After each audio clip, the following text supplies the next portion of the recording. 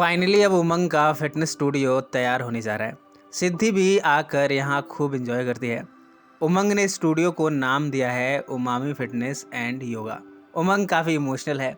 उसका तो जैसे सपना ही सच हो गया हो। दामिनी और अंजना भी उमंग को कांग्रेचुलेट करने आती हैं। सभी मिलकर शैंपेन के साथ यहाँ एंजॉय करते हैं। इस दौरान सबने उमंग को फोर्स किया कि वो एक स्पीच दे।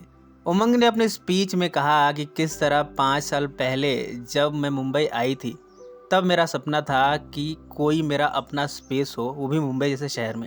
वो यहाँ अपने तीनों दोस्तों के साथ सिद्धि को स्पेशली थैंक्स बोलती है, जिसके बिना ये स्टूडियो कभी खुल नहीं पाता। सबने उमंग को गले से लगाया।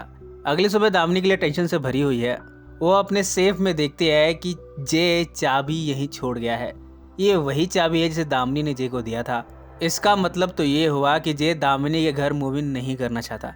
दामिनी जाकर उसे कन्फ्रंट करती है। जे कहता है कि मुझे थोड़ा और वक्त चाहिए। दामिनी पूछती है कि तुम्हें मेरे साथ क्या अच्छा नहीं लगता, मेरे साथ संभोग अच्छा नहीं लगता, या मेरी आदतें अच्छी नहीं लगती, या फिर कुछ और बात है।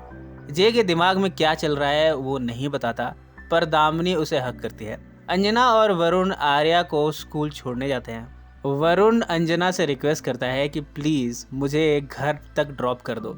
वरुण जब अपने घर के गेट पर पहुंचा है तब सिक्योरिटी गार्ड उसे अंदर नहीं आने देता। सिक्योरिटी गार्ड का कहना है कि काव्या मैम ने आपको अंदर आने देने से मना किया है। वरुण गेट के ऊपर चढ़ता है। सिक्योरिटी गार्ड उसे वार्न करता है। अंजना कार में बैठी ये कॉमेडी देख रही है।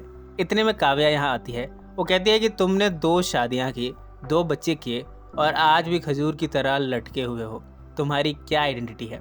अंजना आकर यहाँ मंजर को संभालती है। वो वरुण को फिलहाल के लिए अपने घर चलने को कहती है। इधर उमंग अपने स्टूडियो के लिए एक ट्रेनर ढूंढ रही है। पहले तो एक लड़का आया जिसे सिर्फ सेलिब्रिटीज से मिलने का सपना आता है और उस सपने को पूरा करने के लिए वो ट्रेनर बन गया। अगली बार एक लड़की आती है जो खुद पुशअप नहीं कर पा रही। अब भला वो क्लाइंट्स को क्या सिखाएगी? उमंग ने इसे भी रिजेक्ट कर दिया। फाइनली यहाँ शॉन आया है।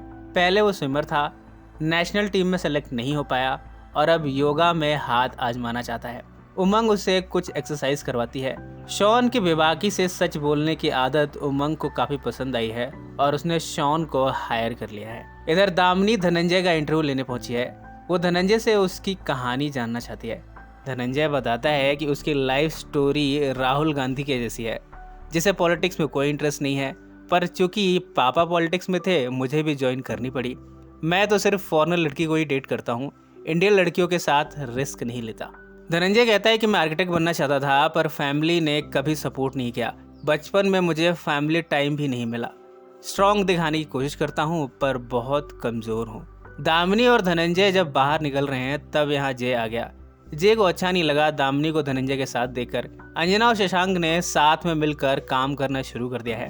अपने नए क्लाइंट के साथ ये दोनों अपने इंटेलिजेंसी का प्रूफ भी देते हैं, यानी ये केस तो ये दोनों ही जीतने वाले हैं। शाम को जब चारों मिलते हैं तब stand up comedy night event का पता चलता है। ये चारों वहाँ जाती हैं। सिद्धि की मुलाकात अमित से होती है। अमित और सिद्धि रिलेशनशिप में थे पर सिद्धि ने वो रिश्ता तोड़ दिया था। वो अमित को फेस करती है। अमित भी उसे रिस्पॉन्ड करता है पर तभी उसे स्टेज से बुलावा आता है। अमित स्टेज पर जाता है पर वो सिर्फ अपने एक्स यानी सिद्धि पर ही जोक मारता है। वो कहता है कि सिद्धि का बाथरूम मेरे बेडरूम से बड़ा है। ऑब्वियसली उसने तो मुझे छोड़ना ही था। इसके साथ ही वो सिद्धि पर विक्टिम कार्ड खेलने का आरोप लगाता है। सिद्धि अपने आप को डिफेंड करने के लिए स्टेज पर जाती है। यह दोनों में कहासुनी होती है। सिद्धि अमित के बारे में ऑडियंस से कहती है कि अमित में संभोग करने की क्षमता बहुत कम है, उसका शीघ्र पतन हो जाता है वगैरह वगैरह। अमित सिद्धि के सामने कुछ बोल नहीं पाता। बाद में बार के बाहर भी सिद्धि अमित को कन्फ्रंट करती है। उसने अमित को चैलेंज किया है कि अब से वो भी स्टैंड अप करेगी। ये न्यूज़ सिद्धि अपने फ्रेंड्स को भी देती है। सभी बड़े खुश हैं। दामिनी और जे संभोग करने जाते हैं पर हो नहीं पाता। दामिनी और जे उल्टा लड़ पड़े। जे ने धनंजय का जिक्र भी कर दिया। दामिनी को ये सब पसंद नहीं आया। इनकी लड़ाई ने अब और भी दूरियां पैदा कर दी हैं। सिद्धि की मॉम स्नेहा एक क्लास अटेंड करने पहुंची है जहां वो how to invest in stock market पर क्लास ले रही हैं। यह इंस्ट्रक्टर स्नेहा को यंग कहकर डिमीन करने की कोशिश करता है पर स्नेहा बड़े हाजिर जवाब तरीके से रिप्लाई करती है। जवाब सुनकर इंस्ट्रक्टर भी शॉक्ड हो गया। क्लास के बाद इंस्ट्रक्टर राजन स्नेहा से मिलने आता है। वो बताता है कि उसकी भी वाइफ को मरे 5 साल हो गए हैं। इस तरह दोनों में कॉमन कनेक्शन निकल आया। दोनों एक दूसरे का गम शेयर करते हैं। सिद्धि स्नेहा को लेने आई है। स्नेहा तो ये चाहती है कि सिद्धि राजन से मिले, बात करे, पर सिद्धि उससे कोई इंटरेस्ट नहीं लेती, बल्कि वो तो उसे अवॉइड करती है। राजन के जाने के बाद स्नेहा कार में बैठती है। सिद्धि कहती है कि ये टीचर आप में इंटरेस्ट ले रहा है, वैसे भी आपका नाम मनोहर अंकल की वजह से खराब हो चुका है। स्नेहा इस बात को अवॉइड करना चाहती है। दोनों घर की तरफ चल पड़े। इधर उमंग की बातचीत हुई मेहर से। मेहर स्टूडियो के अंदर आकर स्टूडियो को देखना चाहती है। जब दोनों अंदर है तभी कुछ आवाज़ आती है। उमंग और मेहर बाहर आकर देखते हैं कि किसी ने उमंग के बारे में अश्लील शब्द लिखे हैं।